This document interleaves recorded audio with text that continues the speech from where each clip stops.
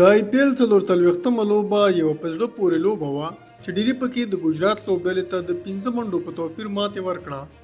په دغه لوبه کې ډیلي د 8 لوبغاړو په سوځېدو 130 منډې کړې وې او په ځواب کې ګجرات د 6 لوبغاړو په سوځېدو 125 منډې وکړې. ګجرات ته په وروستي اوور کې 12 منډې پکار وې خو راهول ټیواټیا، راشد خان او هاردیک پانډیا دغه منډې پوره نه کړای شوې.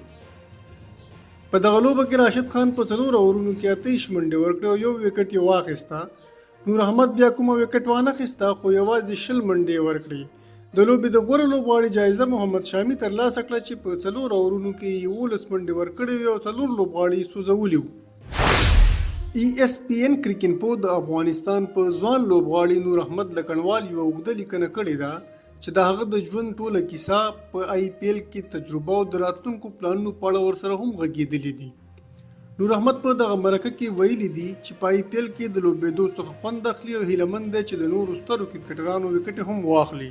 هغه دا هم ویل چې د افغانستان لپاره لوبې کول یې ارمان دی او غواړي چې د خپل هیواد لپاره لوبې وګټي او هیله مند دی چې په ملي لوبډله کې به ورته چانسونه ورکول کیږي.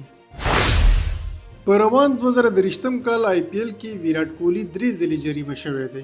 هغه د چینای سره په لوبه کې 1.2 میلیونه، د پنجاب سره په لوبه کې 2.4 میلیونه او د لکھنو سره په لوبه کې 10.7 میلیونه هندي روپۍ جریمه شوی دی.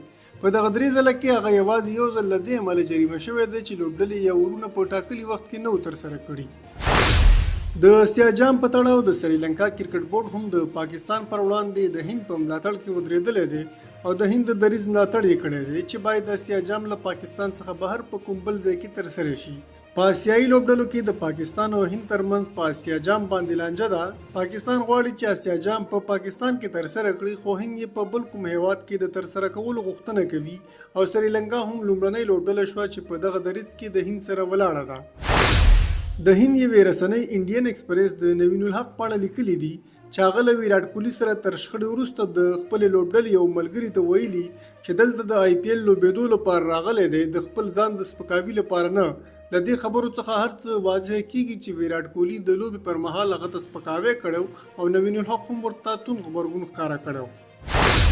په آی پی ایل کې نن 2 لوبې ترسره کیږي چې لکھنو سوپر جاینټس به د چینای سوپر کنګز سره او پنجاب کنګز به د ممبئی انډین لوبډلو سره په میدان کې مخامخ شي.